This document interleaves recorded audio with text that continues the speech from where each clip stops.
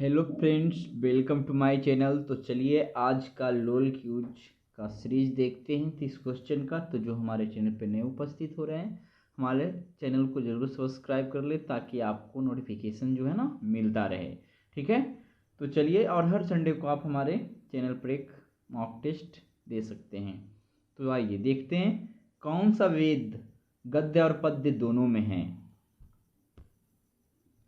ऋग्वेद, यजुर्वेद, सामवेद, अर्थववेद, उपरोक्त में से कोई नहीं, उपरोक्त में से एक से अधिक। तो ये आंसर होगा कौन सा वेद गद्य और पद्य दोनों में है, तो ऑप्शन बी यजुर्वेद।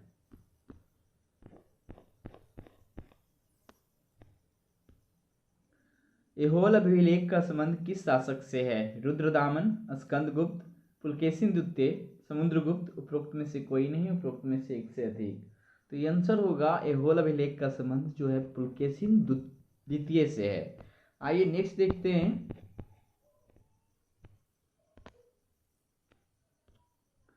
सैंधव कालीन मिट्टी से बने हल का साक्ष्य कहाँ मिला है? बनमाली, रंगपुर, लोथल, कालीबंगन। सैंधव कालीन मिट्टी से बने हल का साक्ष्य जो मिला है ये आपका दिख रहा है बनमाली। चलिए नेक्स्ट देखते हैं।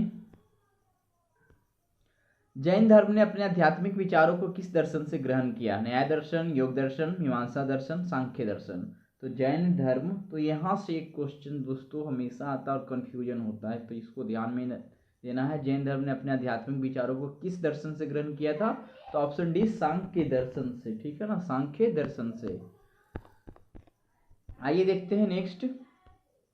अशोक के किस शिलालेख में पशु बलि की निंदा की गई है? पहला, दूसरा, तीसरा, चौथा। तो ये आंसर होगा पहला। अशोक के पहला में शिलालेख में पशु बलि की निंदा की गई है। ठीक है, चलिए नेक्स्ट देखते हैं। चरक किस राजा के राज्यवैद्य थे? कनिष्क, समुद्रगुप्त, अजातशत्रु, बिंदुसार, उपरोक्त में से कोई नहीं, उपरोक्त में से एक से अधिक। तो चरक किस राजा के राज्यवैद्य थे? तो ये आंसर होगा ऑप्शन ए कनिष्क। आइए नेक्स्ट देखते हैं। कालिदास किसके शासनकाल में संस्कृत भाषा के सबसे प्रसिद्ध कवि थे? चंद्रगुप्त फर्स्ट, चंद्रगुप्त द्वितीय, चंद्रगुप्त मौर्य, समुद्रगुप्त। तो ये जो है कालिदास चंद्रगुप्त द्वितीय के समय एक महान कवि थे, प्रसिद्ध कवि थे। आइए देखते हैं 8वां नंबर क्वेश्चन। महाबलीपुरम के रथ मंदिर का निर्माण किसने करवाया था? महेंद्र वर्मन, नंदी वर्मन, पुलकेशिन द्वितीय, नरसिंह वर्मन प्रथम। और 5वां ऑप्शन, तो ये आंसर होगा ऑप्शन ए महेंद्र वर्मन। ठीक है, महाबलीपुरम में रथ मंदिर का निर्माण महेंद्र वर्मन ने करवाया था। चलिए नेक्स्ट देखते हैं।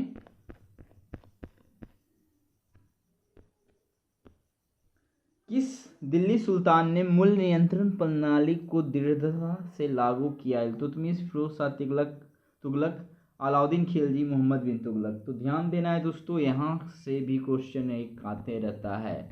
तो मूल्य नियंत्रण प्रणाली को दृढ़ता से लागू किया था अलाउद्दीन खिलजी ने। आइए नेक्स्ट देखते हैं। मोहम्मद बिन तुगलक का असली नाम क्या था? जुन्ना खां, रफीक खां, तुगलक खां, आबिद खां। उपरोक्त में से कोई नहीं, उपरोक्त में से एक से अधिक। तो आंसर होगा ऑप्शन ए जुना खां।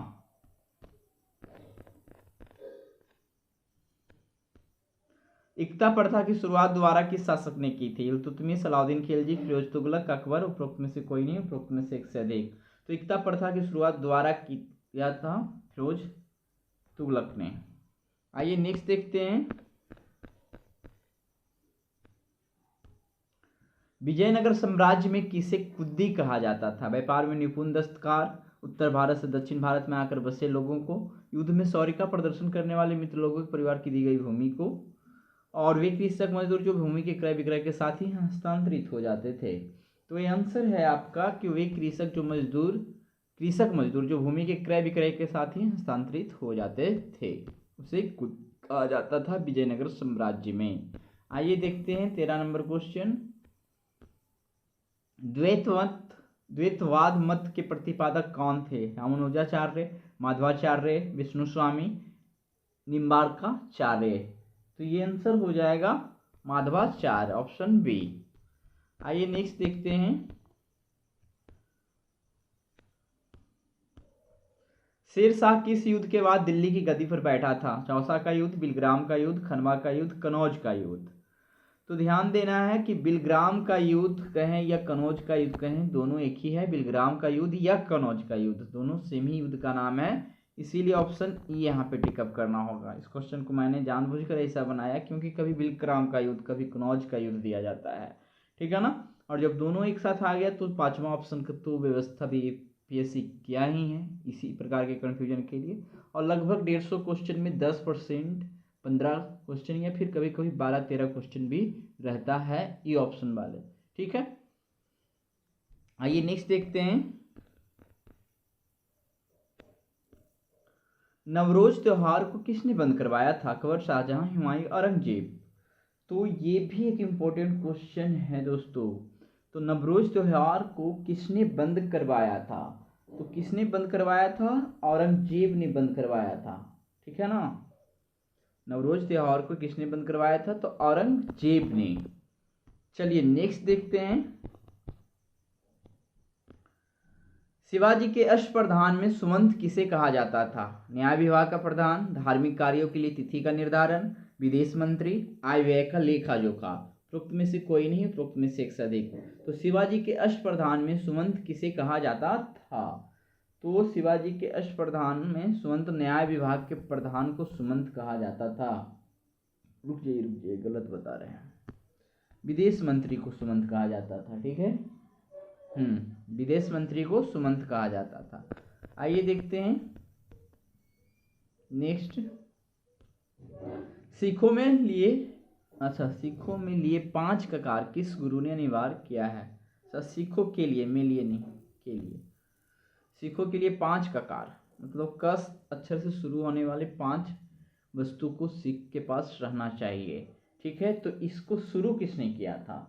तो इस टर्म को शुरू किया था गुरु गोविंद सिंह ने, ठीक है।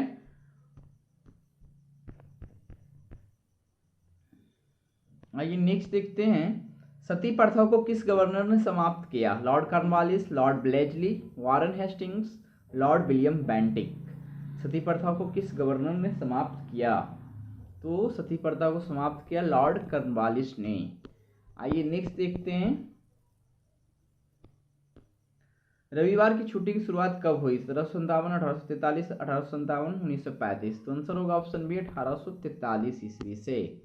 आइए नेक्स्ट देखते हैं। किस गवर्नर जनरल के शासनकाल में भारत सरकार अधिनियम 1935 पास किया गया? भारत सरकार अधिनियम 1935 लॉर्ड इरविन के समय में, वेलिंगटन के समय में, लॉर्ड लिथगो के समय में, लॉर्ड बेवेल के समय में। तो ध्यान आप लोगों को ये होना चाहिए कि गवर्नर जनरल से रिलेटेड 1 से 2 क्वेश्चन तो जरूर ही रहता है। तो भारत सरकार अधिनियम 1935 जो है ना, किस गवर्नर जनरल के समय में आया था? तो लॉर्ड वेलिंगटन के समय में आया था, ठीक है। आइए नेक्स्ट देखते हैं।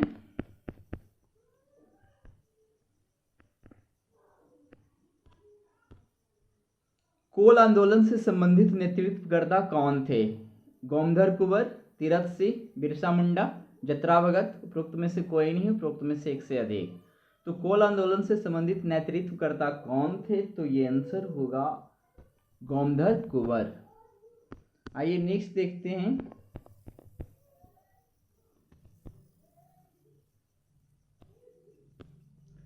1857 की ईस्वी की महान क्रांति में इलाहाबाद से भारतीय नायक कौन था? नाना साहब, अजीमुल्ला, लियाकत अली, रानी लक्ष्मीबाई। उपरोक्त में से कोई नहीं, उपरोक्त में से एक से अधिक। तो आंसर होगा ऑप्शन सी लियाकत अली।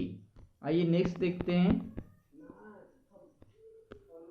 1905 में कहां श्यामजी कृष्ण वर्मा ने इंडियन होम रूल सोसाइटी की स्थापना की? London, Cape Town, Singapore, Washington. और 5वां ऑप्शन, तो ये आंसर होगा लंदन। आइए नेक्स्ट देखते हैं। हिंदुस्तान रिपब्लिकन एसोसिएशन की स्थापना की? भगत सिंह, बंकिम चंद्र चटर्जी, सचिंद्रनाथ सान्याल, चंद्रशेखर आजाद। और 5वां ऑप्शन, तो ये होगा सचिंद्रनाथ सान्याल ने हिंदुस्तान रिपब्लिक एसोसिएशन की स्थापना की थी, क्या था। चलिए देखते हैं। इस कथन को किसने कहा था? गांधी मर सकते हैं परंतु गांधीवाद नहीं। जवाहरलाल नेहरू, महात्मा गांधी, रविंद्रनाथ टैगोर, सुभाष चंद्र बोस। तो ये आंसर हो जाएगा महात्मा गांधी। गांधी मर सकते हैं परंतु गांधीवाद नहीं, ये खुद गांधी ने ही कहा था।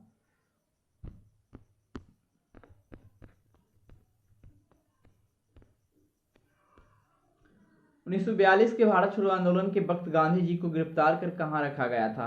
आगा खां महल में, अहमदनगर दुर्ग में, बांकीपुर जेल में, अल्मोड़ा जेल में, और पांचवा ऑप्शन। तो ये आपका आंसर हो जाएगा आगा खां महल में भारत छोड़ो आंदोलन के समय गांधी जी को गिरफ्तार करके रखा गया था। ठीक है, तो यही ऐसा ही सिंपल क्वेश्चन पूछा जाता है दोस्तों, जो ज़्यादा ध्यान में रखने योग्य है। 1942 के भारत छोड़ो आंदोलन के वक्त गांधी जी को गिरफ्तार कर कहाँ रखा गया था? तो आगा खां महल में। आइए नेक्स्ट देखते हैं। सुभाष चंद्र बोस ने 21 अक्टूबर 1943 को सिंगापुर में स्वतंत्र भारत की अस्थायी सरकार का गठन किया, जिसका किस देश ने समर्थन किया? जर्मनी, जापान, रूस, इंग्लैंड। तो ये ध्यान में देना है, जर्मनी और जापान दोनों ने इसका समर्थन किया था, इसलिए ऑप्शन ई हो जाएगा। ठीक है, जर्मनी और जापान दोनों ने समर्थन किया था, इसलिए आंसर ऑप्शन ई हो जाएगा। सुभाष चंद्र बोस ने 21 अक्टूबर सिंगापुर में स्वतंत्र भारत की अस्थायी सरकार का गठन किया। ये सिंगापुर भी याद रखना है, ये याद रखिए। तो जर्मनी और जापान दोनों ने इसका समर्थन किया था, इसलिए ऑप्शन ई आंसर हो जाएगा। आइए देखते हैं, बटुकेश्वर दत्त को कब फांसी हुई? 21 मार्च 1931, 22 मार्च 1931, 23 मार्च 1931, 24 मार्च 1931। तो बटुकेश्वर दत्त ही ऐसे थे कि इस बम कांड में इनको फांसी नहीं हुआ था, उम्र कैद की सजा हुई थी, इसलिए ऑप्शन ई हो जाएगा यहाँ पे। ठीक है ना, चलिए नेक्स्ट देखते हैं।